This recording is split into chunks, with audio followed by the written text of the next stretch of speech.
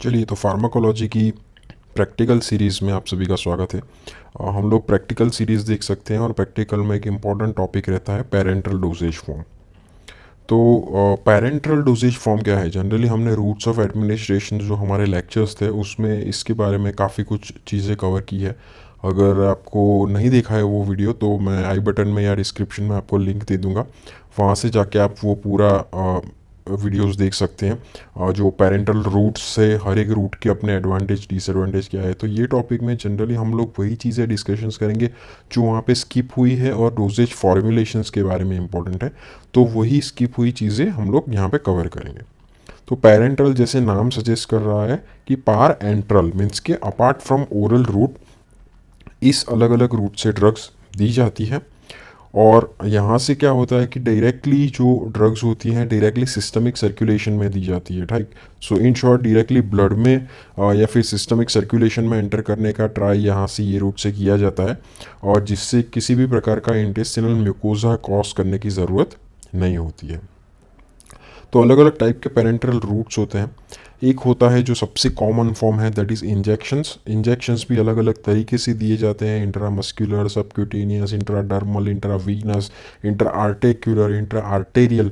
तो सभी जो इंजेक्शंस के टाइप है हमने ऑलरेडी डिस्कस किए हुए हैं, सो मैं नेक्स्ट टाइम अभी डिस्कशन नहीं करूँगा। जो इंपॉर्टेंट आईवी इन्फ्यूजन्स के बारे में चीज़ें हैं, कुछ अलग अलग डोजेज फॉर्म है, उससे जुड़े हुए कुछ इंस्ट्रूमेंट्स है, वो सब हम लोग यहाँ पे डिस्कशंस करेंगे। सेम वे एक इन्हेलेशन रूट है, उसमें भी इंपॉर्टेंट चीज़ें डिस्कशंस करेंगे। ट्रांसक्यूटेनियस और ट्रांसम्यूकोजल रूट ऑलरेडी हमने कवर कर चुके हैं। ट्रांसडर्मल पैच क्या होता है, राइट, सबलिंगुअल रूट क्या होता है, और रेक्टल रूट्स क्या है, वहाँ से कौन सी ड्रग्स दी जाती है, एडवांटेजेस डिसएडवांटेज, वो सब हमने डिस्कशंस किया हुआ है, तो आप वो डिस्क्रिप्टिव वीडियो देख सकते हैं। तो इंट्रावीनस रूट के बारे में इंपॉर्टेंट चीज़ें हम लोग यहाँ पे देख सकते हैं कि आईवी रूट होता है। जनरली हमें पता ही है कि इंट्रावीनस रूट में क्या होता है कि हमें डायरेक्टली ड्रग हम लोग एक्सेस करते हैं सिस्टमिक सर्कुलेशंस में। ल्यूमन्स जो होता है वेन का, उसके थ्रू इंजेक्ट की जाती है ड्रग्स, जिससे वो डायरेक्टली सिस्टमिक सर्कुलेशन में चली जाती है। अभी जो इंट्रावीनस इंजेक्शंस हम लोग देते हैं वो दो टाइप के होते हैं। एक होता है दैट इज़ बोलस, और दूसरा होता है कंटिन्यूस इन्फ्यूजन। अभी बोलस क्या होता है कि बोलस में जो इंजेक्शंस होता है वो फिक्स अमाउंट ऑफ ड्रग्स दी जाती है, डायरेक्टली एक ही शॉट में दी जाती है। फॉर एन एग्जांपल, मान लीजिए कि 5 ml एक ड्रग्स दी जाती है, तो वो डायरेक्ट इंजेक्ट की जाती है सिस्टमिक सर्कुलेशन में आईवी, और 5 ml दी जाती है ओवर द पीरियड ऑफ 1 और 2 मिनट्स मैक्सिमम उसको इंजेक्ट कर दी जाती है। तो that is called as bolus. So directly हमने इंट्रावीनस ही दी है, लेकिन पूरा शॉट दे दिया है, लमसम हम कह सकते हैं। तो लमसम एक शॉट हमने दे दिया है। जबकि इन्फ्यूजन में क्या रहता है कि इन्फ्यूजन में over the period of time, ठीक है, over the period of time धीरे धीरे इन्फ्यूज़ की जाती है ड्रग सिस्टमिक सर्कुलेशन में। तो लेमन टर्मिनोलॉजी में हम लोग बोलते हैं कि बॉटल चढ़ाते हैं किसी को, so that is IV infusion. So IV infusion उससे बोलते हैं। कौन कौन सी साइट्स है जहाँ से आईवी एक्सेस किया जाता है? तो basilic vein, cephalic vein, anterior cubital vein, external jugular vein, femoral vein. So काफ़ी सारी वेन्स है मोस्टली जिसके थ्रू ये आईवी साइट्स एक्सेस की जाती है। तो क्या एडवांटेज होते हैं ऐसे इंट्रावीनस रूट के? तो अगर हम सोचेंगे तो कंपैरेटिवली ओरल रूट और बाकी सब रूट के, तो हमें पता चलेगा कि ये यहाँ पे ड्रग डायरेक्टली सर्कुलेशन में एक तो हम लोग एक्सेस करते हैं। ओरल रूट में क्या होता है कि वो जाती है इंटेस्टिनल म्यूकोजा क्रॉस करती है, और उसमें से कुछ हिस्सा सिस्टमिक सर्कुलेशन में पहुँच सकता है, टाइम लगता है। यहाँ पे ऐसा फर्स्ट पास मेटाबॉलिज्म का भी कोई इशू नहीं रहता है। ओरल रूट में फर्स्ट पास मेटाबॉलिज्म होता है और उससे काफ़ी सारा हिस्सा लॉस हो जाता है। फास्ट ऑनसेट ऑफ एक्शन, जब भी हमें क्विक ऑनसेट ऑफ एक्शन चाहिए, इमरजेंसी सिचुएशंस में हमें ड्रग एक्सेस करना हो सिस्टमिक सर्कुलेशन में, तो यही रूट यूज़ करना पड़ेगा। मान लीजिए कि किसी पेशेंट्स को सीवियर वॉमिटिंग डायरिया है, तो यही यूज़ करना पड़ेगा क्योंकि उसका इंटेस्टिनल म्यूकोजा पूरा इन्फ्लेम हो चुका होगा। 100% बायोअबिलिटी, हमने जैसे बात की कि ऐसा फर्स्ट पास मेटाबॉलिज्म यहाँ पे नहीं होता है, तो जो भी ड्रग हम डालते हैं डायरेक्ट सिस्टमिक सर्कुलेशन में एक्सेस होके बायोअबिलिटी उसका 100% हो जाता है। अनकॉन्शियस और अनकोऑपरेटिव पेशेंट्स में भी हम उसे यूज़ कर सकते हैं कि ऑब्वियसली अनकॉन्शियस और अनकोऑपरेटिव पेशेंट्स में हम ओरल रूट तो नहीं यूज़ कर सकते, तो ऐसे जो पेरेंटल रूट्स हैं स्पेशली इंट्रावीनस रूट में वो एडवांटेजेस होता है। सीवियर नोजिया वॉमिटिंग हो, फ्लूइड लॉस हो, तो ऐसे सिचुएशंस में we can use this kind of route. और यहाँ पे अच्छी तरह से हम लोग कंट्रोल भी कर सकते हैं, जो भी ड्रग्स हम लोग एक्सेस कर रहे हैं सिस्टमिक सर्कुलेशन में, तो उसे हम कंट्रोल कर सकते हैं। जैसे अपने हम देखेंगे कि आईवी इन्फ्यूजन हम एक आईवी सेट से देते हैं, वहाँ पे एक रेगुलेटर भी होता है। सो रेगुलेटर से हम लोग उसको कितने रेट पे ड्रग एक्सेस करना है, या फिर आईवी इंजेक्शंस में कितना अमाउंट हमें देना है, तो वो सब चीज़ें हम लोग रेगुलेट कर सकते हैं। और लार्ज वॉल्यूम ऑफ फ्लूइड भी अगर हमें देना है, फास्ट फ्लूइड्स भी देना है, स्पेशली हाइपोवोलेमिक सिचुएशंस में, तो भी हम लोग यहाँ से वो कर सकते हैं। तो ये सब है ये इंट्रावीनस रूट्स के और स्पेशली आईवी इंजेक्शंस के एडवांटेज। लेकिन उसके साथ कुछ डिसएडवांटेजेस भी है, जैसे हमें स्ट्रिक्ट एसेप्टिक कंडीशंस रखनी पड़ेगी। अगर हमने एसेप्सिस नहीं मेंटेन किया तो चांसेस है कि पेशेंट्स को इसी की वजह से इन्फेक्शन लग जाएगा, ठीक है। सो वो एक गलत चीज़ हो जाएगी। सेल्फ एडमिनिस्टर कोई नहीं कर सकता, इसके लिए ऑब्वियसली आपको हेल्प चाहिए होगा, एक नर्सिंग स्टाफ ट्रेन चाहिए होगा कि स्पेशली इंट्रावीनस एक्सेस कर सके। थोड़ी पेनफुल और इनकन्वीनियंट चीज़ है, तो इसीलिए रूटीन में सब लोग ये नहीं यूज़ करते, स्पेशली ऐसे सिचुएशंस में ही हम लोग उसे एक्सेस करते हैं। यहाँ पे एक बार हमने ड्रग दे दी तो फिर हम लोग वो रिवर्स नहीं कर सकते। Once drug is administration can not be halted. So ये एक चीज़ है कि हमें बहुत सावधानी पूर्वक यहाँ से अमाउंट पूरा कैलकुलेट करके ही फिर ड्रग्स को अंदर डालना है। कई बार क्या होता है कि एयर एम्बोलिज्म भी हो जाता है, ठीक है। सो वो हमें ध्यान रखना पड़ता है। कई बार निगलिजेंस ऑफ स्टाफ की वजह से एयर एम्बोलिज्म, काफ़ी सारी एयर चली जाती है सिस्टम में और वो एयर कई बार फैटल होती है। वैसे तो काफ़ी सारी एयर चाहिए होती है उसके लिए, एम्बोलिज्म बनने के लिए, लेकिन कई बार वो फैटल हो जाती है। पल्मोनरी एम्बोलिज्म जैसी सिचुएशन लाइफ थ्रेटनिंग भी हो सकती है। और कई बार ज़्यादा टाइम आईवी एक्सेस करने से वहाँ की जो वेन्स होती है वो इन्फ्लेम्ड हो जाती है, which can lead to thrombophlebitis. और प्रॉपर कई बार अगर स्टाफ ट्रेन नहीं हो तो कई बार क्या एक्स्ट्रावजेशन ऑफ ड्रग हो जाता है। तो वैसे तो प्रॉब्लम नहीं होता है, लेकिन जब कोई इरिटेंट ड्रग्स इंट्रावीनसली देते हैं और इन केस किसी भी कारण की वजह से वो एक्स्ट्रा विजेट हो जाती है, बाहर निकल जाती है, काउंटर पंक्चर हो जाता है, तो अगर वो इरिटेंट ड्रग्स हैं तो वो बहुत सारा टिश्यू डैमेज भी कर सकती है। सो वो चीज़ें हमें ध्यान रखनी पड़ती हैं। तो ये सब है डिसएडवांटेजेस ऑफ इंट्रावीनस इंजेक्शंस। कौन कौन सी ड्रग्स इंट्रावीनस ले सकते हैं, दे सकते हैं, और ये क्वेश्चंस काफ़ी बार एग्जाम में पूछते हैं। तो जैसे नाइट्रोग्लिसरीन है, डोपामिन और डोब्यूटामिन इन्फ्यूजन है, IV different different types of IV fluid है, एंटीबायोटिक्स है जैसे सिप्रोफ्लॉक्सासिन, मेट्रोनिडाजोल, ओफ्लॉक्सासिन, काफ़ी सारे एंटीबायोटिक्स हैं, वो सब भी हम लोग आईवी दे सकते हैं। अभी ये एग्ज़ाम में पूछते हैं कि आपके एग्जामिनेशन ट्रे में इस टाइप का एक सेट रखा होता है जिसे बोलते हैं इंट्रावीनस इन्फ्यूजन सेट, ठीक है। इन्फ्यूजन सेट होता है। तो ये पिक्चर्स में आप देख सकते हैं कि कैसा होता है इन्फ्यूजन सेट। तो ऐसा एक ट्यूब्स होती है यहाँ पे और उसके दो एंड होते हैं। एक हैंड होता है जो पेशेंट के अंदर जाता है, जिसे इंजेक्शन साइट भी बोलते हैं, और वो इंजेक्शन साइट पे यहाँ पे एक कैन्यूला अटैच करते हैं और वो कैन्यूला फिर पेशेंट के अंदर जाती है। और जो दूसरा एंड होता है वहाँ पे एक स्पाइक ऐसा होता है, और वो स्पाइक जाता है एक रिजर्वॉयर में, जिसे हम लोग इन्फ्यूजन बॉटल भी कहते हैं। तो ऐसे इन्फ्यूजन बॉटल में भी ये स्पाइक चला जाता है। इसके बाद और कौन कौन से पार्ट होते हैं, तो इसके बाद एक पार्ट होता है जिसे बोलते हैं हम लोग ड्रिप चैम्बर। ड्रिप चैम्बर में से यहाँ से कितने रेट पे ड्रॉप्स वो पड़ते हैं, नीचे गिरते हैं, वो हम लोग काउंट कर सकते हैं। और कैसे हम लोग रेगुलेट कर सकते हैं, एक रेगुलेटर की हेल्प से। तो ऐसा एक रेगुलेटर होता है, वो रेगुलेटर की हेल्प से हमें यहाँ से फास्टर ड्रिप रेट रखना है या स्लो ड्रिप रेट रखना है, वो लोग हम डिसाइड कर सकते हैं। तो इस टाइप का डिफरेंट पार्ट्स होता है जिसे बोलते हैं आईवी इन्फ्यूजन सेट। लेकिन कई बार स्टूडेंट क्या करते हैं कि इसको कंफ्यूज कर देते हैं ब्लड ट्रांसफ्यूजन सेट्स के साथ। तो इसीलिए एग्जामिनर आपको एक क्वेश्चन पूछते हैं कि बेटा what is the difference between IV set and blood transfusion set. आपको कैसे पता चला, कि आप कैसे कंफर्म हो सकते हो कि यही आईवी सेट ही है। तो उसके लिए कुछ एक एक्स्ट्रा एडिशनल चीज़ होती है जो ब्लड ट्रांसफ्यूजन सेट में होती है। यहाँ पे जो चेम्बर होता है, जो बीच का जो चेम्बर होता है, उसमें एक फ़िल्टर भी रहता है, ठीक है। एक फ़िल्टर रहता है। ये फ़िल्टर का क्या रोल रहता है, ये फ़िल्टर का रोल ये है कि जो भी ब्लड क्लॉट्स होते हैं उसको फिल्टर आउट कर देता है। दूसरा इंपॉर्टेंट चीज़ है कि यहाँ पे रोलर कैंप वैसा ही रहता है, एक स्पाइक भी रहता है, लेकिन यहाँ पे जो स्पाइक है वो ब्लड की जो रिजर्वायर है उसमें जाता है। यहाँ पे जो नीडल रहता है यूजुअली वो 18 गॉज वाइड बोर नीडल रहता है, ठीक है। सो ब्लड थिक मटेरियल है तो वाइड बोर नीडल के थ्रू वो निकलता है। तो इसीलिए एग्ज़ाम में आपको ये डिफरेंस पूछा जाता है कि बीटी सेट और आईवी सेट में क्या डिफरेंस है। तो IV set intra Venus infusion set है, ये ब्लड ट्रांसफ्यूजन सेट है।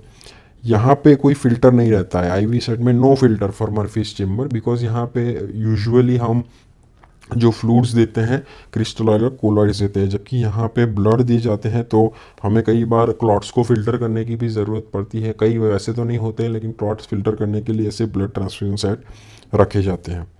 यहाँ पे आप कोई भी साइज़ की cannula patient site injection site पर अटैच कर सकते हो, डिपेंडिंग अपॉन आपको कौन सी सिचुएशन में इन फ्लूइड देना है। अगर आपको ज़्यादा हिपोवोलेमिक शॉक वाली सिचुएशन में देना है तो आप वाइड बोर नीडल का भी यूज़ कर सकते हो, अदरवाइज थोड़ा मीडियम बोर नीडल का भी यूज़ कर सकते हो। जबकि यहाँ पे मोस्ट केसेस में 18 गॉज नीडल ही अटैच रहती है। पॉइंट में जाता है यहाँ पे स्पाइक, यहाँ पे ब्लड बैग में जाता है। डिफरेंट पार्ट्स हैं जो हमने डिस्कशंस किया है, मोस्टली तो सेम ही है, सिर्फ फिल्टर का चेंज है। तो ये क्वेश्चन हो गया जो एग्जाम में पूछते हैं। दूसरा एक चीज़ है स्काल्प वेन, ठीक है। तो स्काल्प वेन नीडल भी एक आता है, ऐसा आपने नीडल देखा होगा जिसे स्काल्प वेन नीडल्स भी कहा जाता है। अभी ये स्काल्प वेन नीडल का क्या यूज़ होता है, उसका यूज़ भी वही होता है कि पेशेंट्स का जो इंट्रावीनस एक्सेस करने के लिए यूज़ होता है। लेकिन कई बार क्या होता है कि हमें ज़्यादा टाइम के लिए इंट्रावीनस कैन्यूला रखने की ज़रूरत नहीं है।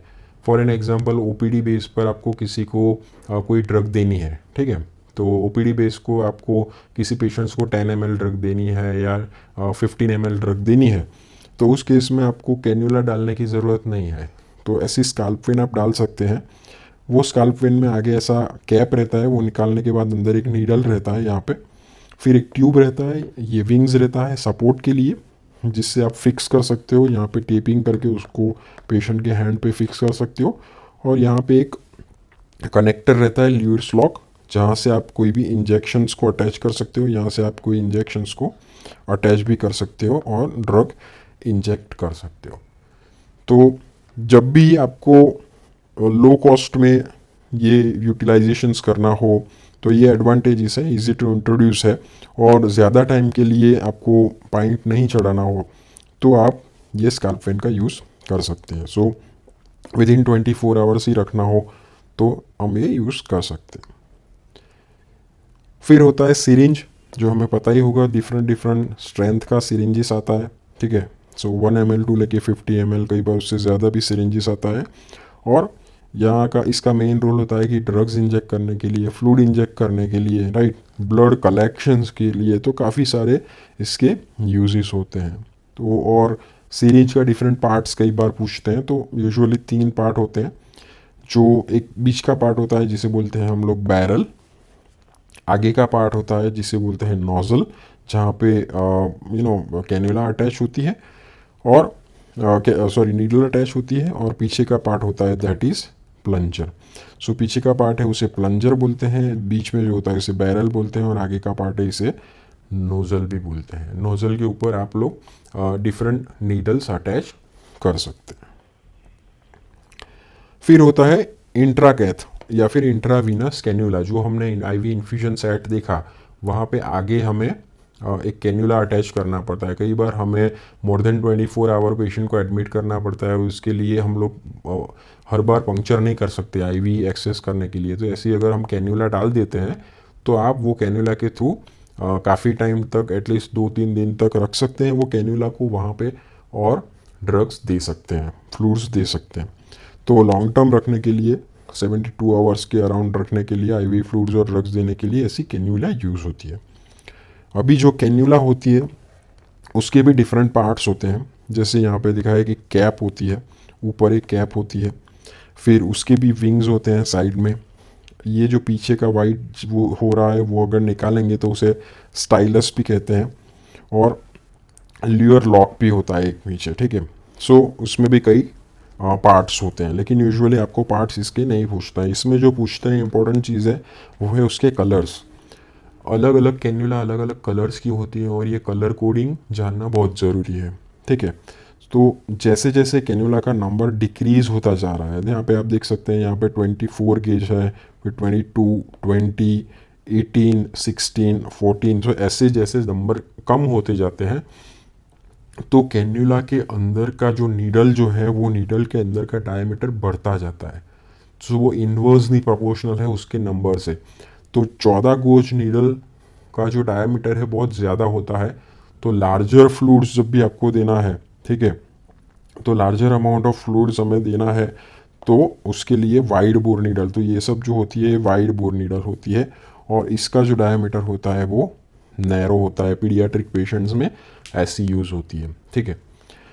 तो आप जैसा कलर कोडिंग आप कैसे याद रख सकते, तो एक एग्जांपल है, जैसे सॉइल के सबसे नीचे के अर्थ के लेयर्स में क्या होता है, लावा।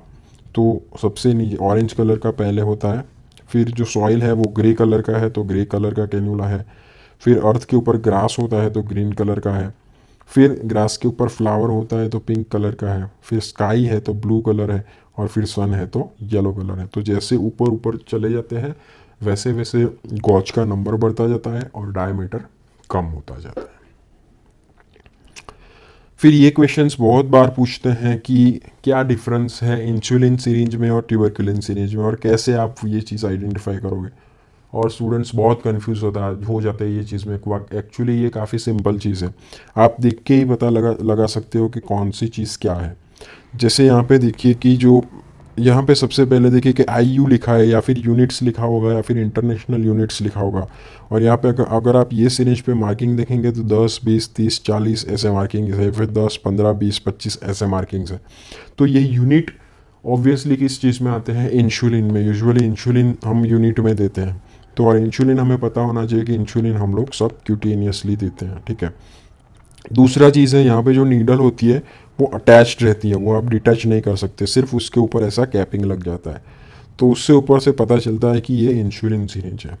जबकि ट्यूबरकुलिन सिरिंज में क्या होता है कि जैसे यहाँ पे ही पहले पता चल गया कि यहाँ पे 0.1, 0.2, 0.3, 0.4, तो ऐसे बहुत छोटे यूनिट्स रहते हैं, या फिर ML में यहाँ पे ML भी लिखा होता है, तो उसी से पता चल जाता है कि यहाँ पे बहुत कम अमाउंट में ड्रग देनी है, 0.1 ml, 0.2 ml। तो इतनी छोटी अमाउंट की ड्रग्स कब देते हैं, तो वो हम इंट्राडर्मल रूट से ही जब यूज़ करते हैं तो डर्मिस में इंजेक्ट करने के लिए इतनी छोटी अमाउंट देते हैं।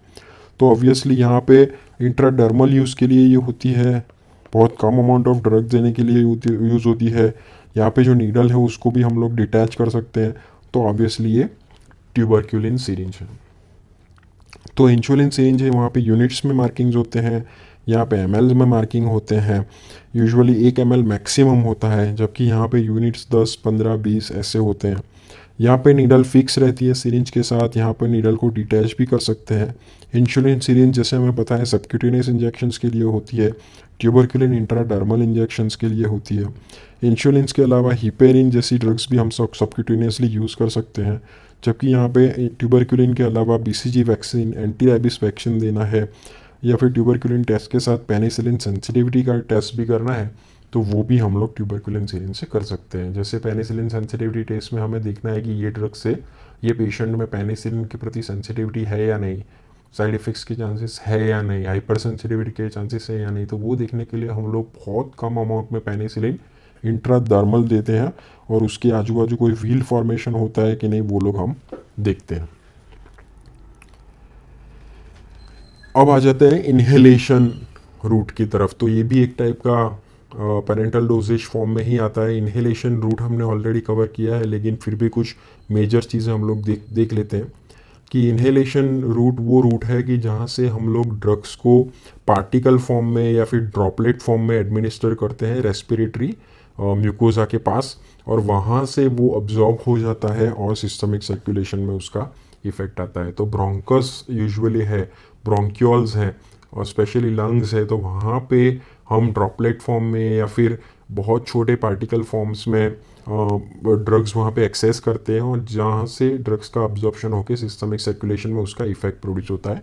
तो ये इन्हेलेशन रूट का मैकेनिज्म है। एडवांटेज क्या होता है कि ऑब्वियसली ओरल की कंपैरिजन में तो ये फास्टर ही ऑनसेट है, सेल्फ एडमिनिस्ट्रेशन भी पॉसिबल है, कर सकते हैं यहाँ पे, और बहुत ही साइट स्पेसिफिक रूट है, एक ही साइट है वो ब्रोंकस, वहाँ से हमें ड्रग को सिस्टमिक सर्कुलेशन में पहुँचाना है। डिसएडवांटेज क्या है कि उसके लिए हम डायरेक्टली तो कर नहीं सकते, जैसे टैबलेट ले ली, यहाँ पे आपको स्पेसिफिक कोई एक इंस्ट्रूमेंट चाहिए होगा और वो इंस्ट्रूमेंट और इक्विपमेंट यूज़ भी करना आपको इफ़ेक्टिवली आता होना चाहिए। सेकेंडली जो इंस्ट्रूमेंट्स होते हैं वो थोड़े कंपैरेटिवली एक्सपेंसिव होते हैं, और देखना होता है कि ये जो ड्रग्स हम लोग एडमिनिस्टर कर रहे हैं रेस्पिरेटरी म्यूकोजा के थ्रू, वो बहुत ज़्यादा इरिटेट तो नहीं करती है, क्योंकि ज़्यादा इरिटेट करेगी तो उससे कॉन्ट्ररी ब्रोंकोस्पाज्म होने का चांसेस बढ़ जाता है। तो जो इन्हेलेशन थेरेपी है वो हम डिफरेंट वेज से एडमिनिस्टर कर सकते हैं। पहला होता है एक मीटर डोज इन्हेलर, जो बहुत कॉमन क्वेश्चंस एग्जाम में पूछा जाता है, what is meter dose inhaler, कैसे यूज़ करते हैं और क्या क्या एडवांटेजेस हैं, डिसएडवांटेजेस हैं, कौन सी ड्रग्स दी जाती है। फिर होता है रोटाहेलर, नेब्यूलाइजर और स्पेसर। तो आज चारों के बारे में हम लोग वन बाय वन पूरी इन्फॉर्मेशन डिस्कशंस करेंगे, और वाइवा क्वेश्चंस जो भी पूछते हैं वो भी हम लोग कवर करेंगे। तो ये होता है मीटर डोज इन्हेलर। सो इस टाइप का एक इन्हेलर होता है, आपने कई बार देखा होगा, जो लेमन टर्मिनोलॉजी में इसे पंप भी बोलते हैं, लेकिन हमें याद रखना है कि इसका नाम है मीटर डोज इन्हेलर। तो ये जो मीटर डोज इन्हेलर है उसके कौन कौन से पार्ट्स होते हैं, पहले हमको ये क्वेश्चंस पूछते हैं कई बार वाइवा में कि कौन which are the different parts of meter dose inhaler. तो जैसे आप देख सकते हैं कि यहाँ पे जो ऊपर का जो वैसा बॉटल जैसा चीज़ है और नीचे का एक बेस है, ठीक है, तो ये दोनों अलग होते हैं। जो ऊपर का ये पार्ट है वो आप डिटैच भी कर सकते हैं, जिसे बोलते हैं कैनिस्टर। तो कैनिस्टर एक काइंड ऑफ ड्रग रिजर्वायर है, छोटी बॉटल आती है, वो आप डिटैच कर सकते हो। जैसे हम लोग ऑल आउट यूज़ करते हैं घर के ऊपर, तो उसका जो लिक्विड आता है उसके अंदर वो हम निकाल सकते हैं, अलग से मिलता भी है वो। तो उसी टाइप का ये ड्रग का एक कैनिस्टर रहता है, वो आपको अगर ख़त्म हो जाने पर ये निकाल लेना है और नया कैनिस्टर डाल देना है। तो उल्टा ऐसा डालते हैं, यहाँ पे ड्रग्स रहती है, और फिर को जो बाहर का होता है इसे प्लास्टिक होल्डर भी कहते हैं। कैनिस्टर के अंदर क्या भरा होता है, ड्रग भरा होता है प्रोपेलेंट के साथ, प्रोपेलेंट विथ ड्रग सस्पेंशंस। तो वो क्या करता है कि ड्रग जो है उसको स्प्रे फॉर्म में बाहर निकालता है, ठीक है। जैसे आप एरोजोल फॉर्म इसे स्पेसिफिकली कहते हैं, स्प्रे करते हो, आप लोग यूज़ करते हो, डिओड्रेंट यूज़ करते हो, तो वो बहुत छोटे ड्रॉपलेट्स होते हैं, तो ऐसे छोटे ड्रॉपलेट्स के फॉर्म में ड्रग बाहर निकलता है, माइक्रो ड्रॉपलेट्स होते हैं। यहाँ पे अंदर की और एक मीटरिंग वाल्व भी होता है, और बाहर ये जो पार्ट है इसे माउथ पीस बोलते हैं। तो यूजुअली 3 पार्ट है, ऊपर का पार्ट कैनिस्टर, जो बॉडी होता है उसे होल्डर भी कहते हैं, क्योंकि यहाँ पे हमको अपना हाथ रखना होता है, स्पेशली फिंगर्स रखनी होती है, और थंब इधर रखना होता है, ठीक है। सो हम सभी जो हमारी फिंगर्स है हमको यहाँ पे रैप अराउंड करना होता है, और हमारा जो थंब है वो थंब हमें यहाँ पे रखना होता है, और यहाँ पे अपने माउथ के अंदर लिप्स के बीच में ये पार्ट रखना होता है, जिससे यहाँ से ड्रग्स रेस्पिरेटरी रूट्स में जा सके। तो इसे हम लोग माउथ पीस भी कहते हैं, और एरोजोल फॉर्म में ड्रग बाहर निकलती है। तो ये हो गए मीटर डोज इन्हेलर के डिफरेंट पार्ट्स। अभी जैसे हमें पता है कि यहाँ से स्पेसिफिकली मेजर्ड डोज पर पफ निकलता है, तो जैसे हम यहाँ पे प्रेस करते हैं यहाँ से ड्रग्स बाहर निकलती हैं, तो एक पफ बोलते हैं प्रेस करने पर। सो वो पफ के थ्रू स्प्रे के फॉर्म में ड्रग बाहर निकलती है। अंदर जो प्रोपेलेंट है, हाइड्रोफ्लोरोअल्केन करके एक प्रोपेलेंट आता है, वो ड्रग को स्प्रे फॉर्म में निकलने में बाहर हेल्प करता है। वैसे ये हाइड्रोफ्लोरोअल्केन एनवायरनमेंट के लिए थोड़ा टॉक्सिक चीज़ है।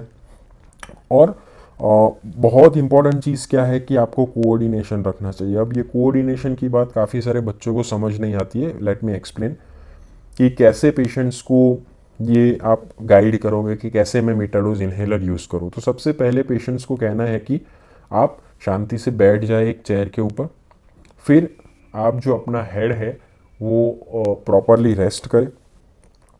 उसके बाद आपको वहाँ से, जैसे मैंने बताया कि सभी फिंगर्स को यहाँ पर रैप करना है और थंब को ऊपर रखना है, और क्या करना है कि पहले ब्रीथ आउट करना है। तो सबसे पहले क्या करना है, हमें ब्रीथ आउट।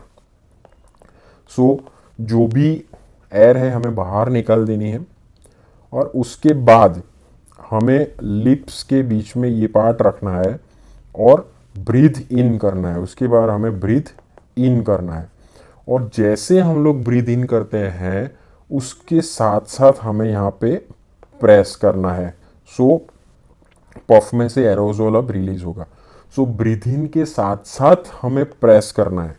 सो उसे बोलते हैं हैंड माउथ कोऑर्डिनेशन। हैंड के थ्रू हमें प्रेस करना है और माउथ के थ्रू ब्रीथ इन करना है। सो उसे बोलते हैं हम लोग hand mouth coordination.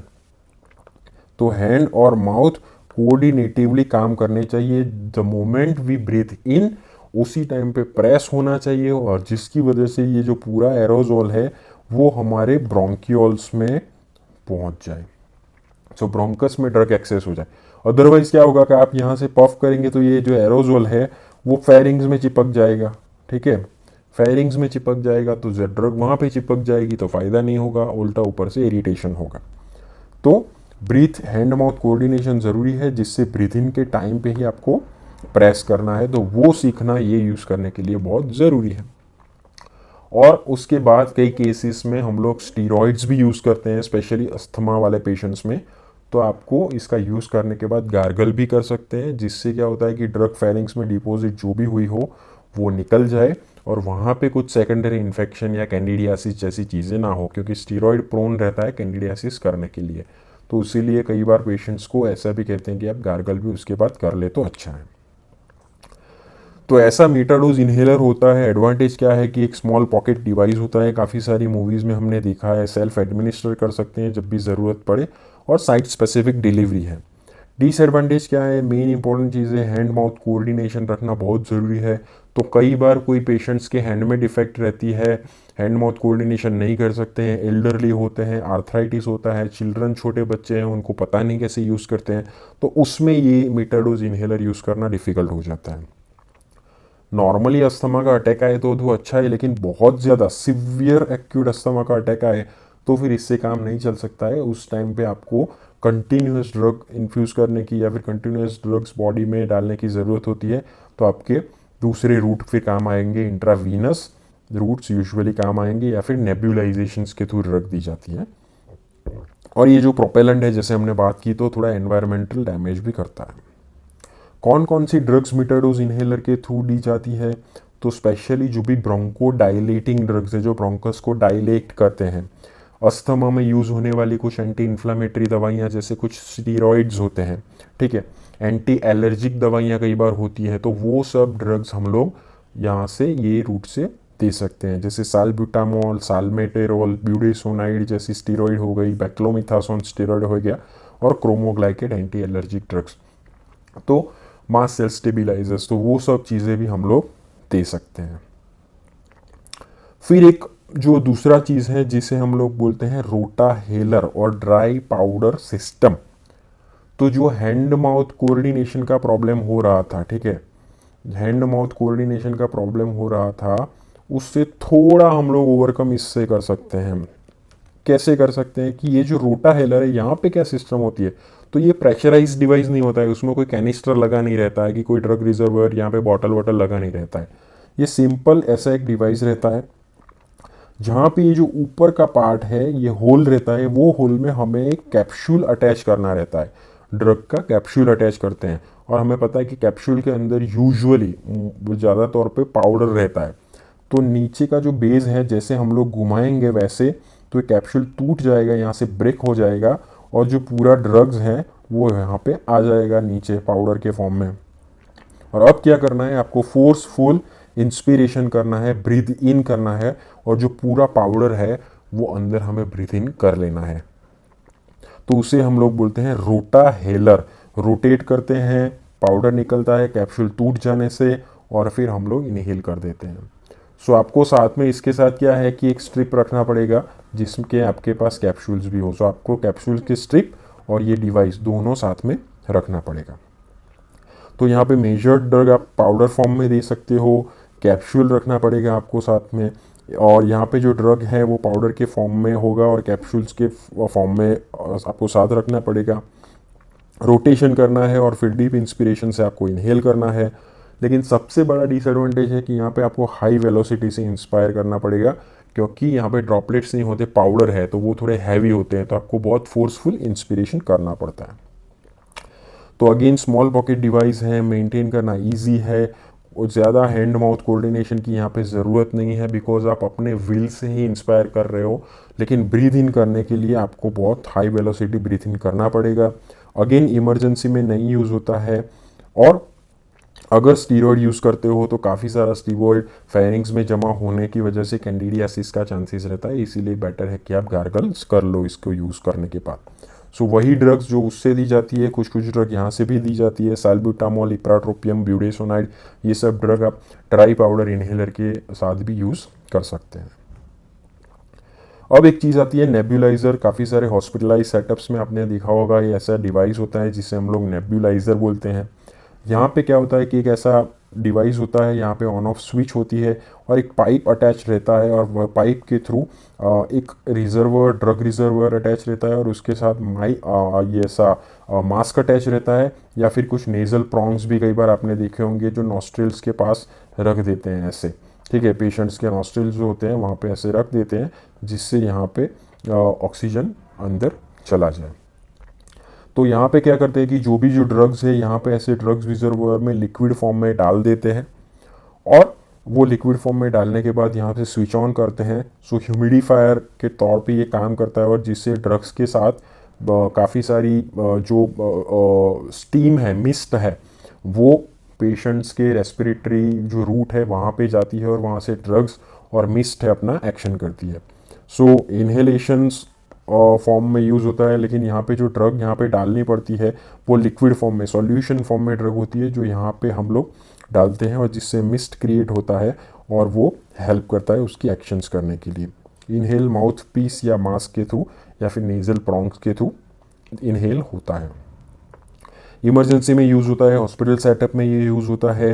More than one drug या मिक्सचर भी हम लोग यूज़ कर सकते हैं, पेशेंट्स को दे सकते हैं। लेकिन डिसएडवांटेज क्या है कि ये पोर्टेबल, ज़्यादा पोर्टेबल डिवाइस नहीं है। वैसे तो हॉस्पिटल में एक बेड से दूसरे बेड पे ले जाने के लिए इट्स यूज़फुल, लेकिन ये बड़ा डिवाइस है तो पेशेंट अपने साथ नहीं रख सकता है, और इलेक्ट्रिसिटी इसके अंदर बहुत ज़रूरी होती है। लास्ट चीज़ है दैट इज़ स्पेसर। ये भी बहुत कॉमन चीज़ है, लेकिन कई बार स्टूडेंट्स कंफ्यूज होते हैं, उनको पता ही नहीं चलता है कि ये चीज़ है क्या। तो किससे स्पेसर कहते हैं, ये आपको दिखाई दे रहा है पूरा बीच में, ये भी छोटी बच्ची ने पकड़ा है, बीच में दिखाई दे रहा है, इसे हम लोग स्पेसर बोलते हैं। You know this is spacer. यहाँ पे भी देखें तो ये स्पेसर है।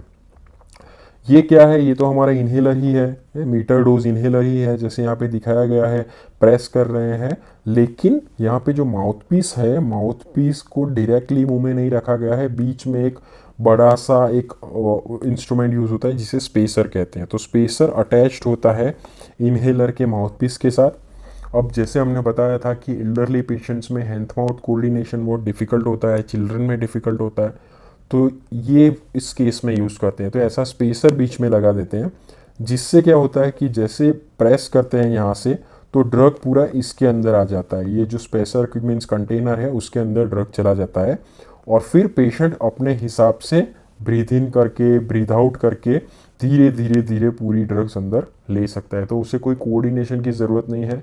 यहाँ पे वाल्व भी एक रहता है, ठीक है। तो जैसे ही ब्रीथ इन करता है वाल्व खुलता है, ड्रग्स अंदर जाती है, अगेन ब्रीथ आउट करता है, वाल्व बंद हो जाता है, अगेन ब्रीदिंग करता है, तो धीरे धीरे धीरे पूरी दवा ये कंटेनर में से पेशेंट्स के रेस्पिरेटरी रूट में चली जाती है। तो कोई हैंड माउथ कोऑर्डिनेशन की ज़रूरत नहीं है, एल्डरली और पीडियाट्रिक पेशेंट्स यूज़ कर सकते हैं, ठीक है। उससे मोस्टली ऐसा होता है कि कई बार जो ड्रॉपलेट्स या फिर ड्रग्स हैं फेरिंग्स में डिपोजिशन हो जाती है, तो अगेन गार्गल करने की सलाह देते हैं, या फिर लार्जर क्वांटिटी ऑफ स्टीरॉयड इससे नहीं एडमिनिस्टर करते हैं। डिसएडवांटेज वही है कि एक लार्जर डिवाइस है, तो आपको उस डिवाइस का एसेप्सिस रखना पड़ेगा, और वो बड़ा सा डिवाइस आपको रखना पड़ेगा। तो यूजुअली चिल्ड्रन और एल्डरली पेशेंट्स जो होते हैं, जीरियाट्रिक पेशेंट्स होते हैं, वो घर पे अपने ये यूज़ करते हैं। तो होपफुली आपको ये पूरे हमारे जो प्रैक्टिकल का टॉपिक था पेरेंटल रूट्स, उसमें पता चल गया होगा। अगर आपको कुछ ऐसा है कि ज़्यादा जानना है डिफरेंट पेरेंटल रूट्स के बारे में, डिफरेंट कौन सी ड्रग्स के बारे में, तो हम अगेन डिस्क्रिप्शन में उसका लिंक देंगे। हमारा ऑलरेडी वीडियो है रूट्स ऑफ इन्फॉर्मेशन के बारे में, वो आप देख लीजिएगा। Thank you so much. Please subscribe कीजिए अगर आपको ये कंटेंट अच्छा लगा है तो। कोई डाउट्स है तो हमें कमेंट में लिखिए। अगर आपको कोई टॉपिक समझ में नहीं आ रहा है तो हम लोग वीडियो बना के सॉल्व करने का ट्राई करेंगे। Thank you very much.